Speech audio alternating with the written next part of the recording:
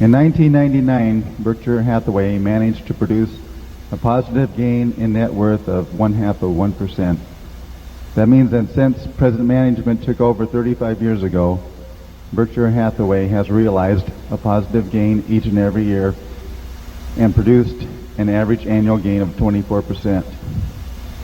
Including the years you ran the Buffett Limited Partnership, you have had a run of 48 consecutive years of positive gains in net worth without one single down year, producing a compounded rate of return of almost 26% annually. On behalf of the long-term shareholders of Berkshire Hathaway, we want to thank you from the bottom of our pocketbooks. No, thank you. I hope your question isn't going to be whether we can continue that, but go ahead. Do you have a question? My question is, don't you think you could have ended the millennium with a bigger bang than 0.5%? Well, I certainly wish we could have, but the interesting thing about those figures, actually the figures go back before that, because the very best period was pre the partnership days, but because the amount I was working with was so small. But there's nothing magic about a one-year period. I mean, it's the way the measurements come out. If you took all the half-year periods, for example, I'm sure, well, I know that there were a number that were down, you know, and there are going to be lots of years in the future, assuming I live long enough. We will have plenty of down years. It's been a fluke to some degree that we have not had any down years in terms of underlying value. The stock has gone up and down in ways that are not related to intrinsic value a few times. But that is totally a fluke. I mean, we're not going to be up every day. We're not going to be up every week. We're not going to be up every month or even every year. And it's the fact that, you know, the Earth revolves around the sun and really is not totally connected to most business activities or the fruition of most investment ideas or anything of the sort. So we obviously have to report every year, and you know, I care about the yearly figures in that sense. I don't really care about them totally as a measure of what we're doing. Like I say, if we could have, the capital allocation job that I did in 1999 was very, very poor, and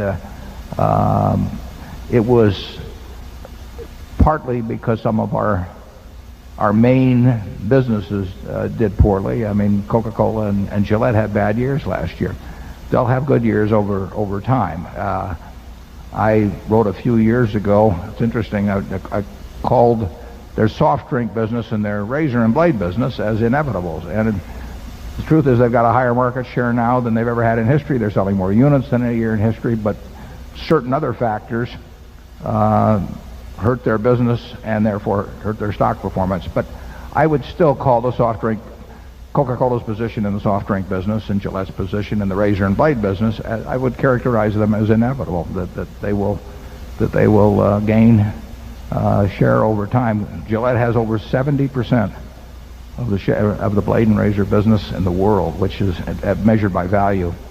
You know, that's an extraordinary share. Coke has 50% of the soft drink business in the world. That's well over 1 billion 8-ounce servings per day. 1 billion per day. 8% of those are for the account of Berkshire. So over 80 million 8-ounce servings of soft drinks per day are being consumed by people for where the economic benefit comes to Berkshire Hathaway.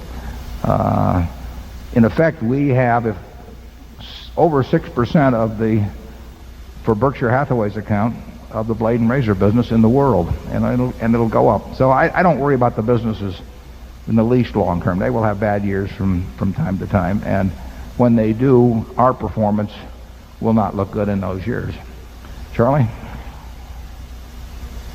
Well, it's been a very interesting stretch.